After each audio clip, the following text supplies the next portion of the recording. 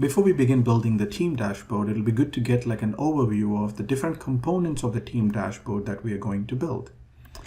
So the dashboard can be broken into 6 major sections. So for example, you're going to have the input section where the user is going to provide the input to change the dashboard. And then we will have to build the employee list. And then we will have to have the different dates in the month. And these are the dates that will be specific to what the user has chosen.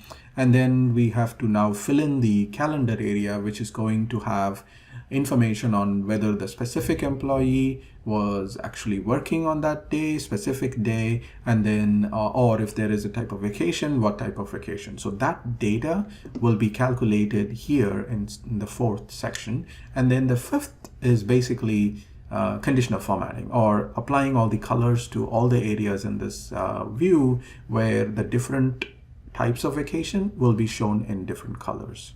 And that's the conditional formatting. And finally, we have the monthly summary section, which is, as the name indicates, it will summarize the total number of days each employee has taken for each type of vacation in the specific month that we have chosen, and it will also show total number of working days. So these are the 6 different components that we're going to build one by one.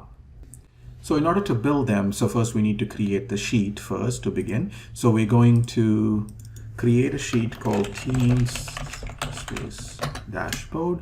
I'm also going to create a sheet called Help.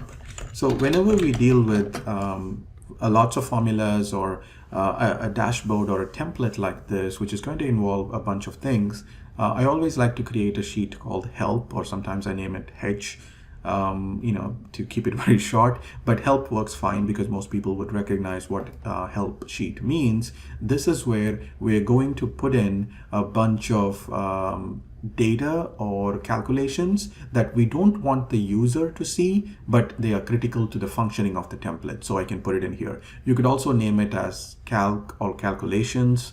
And then we're going to hide this sheet later. So this is not going to be visible to the user, but it's going to be useful for our calculations.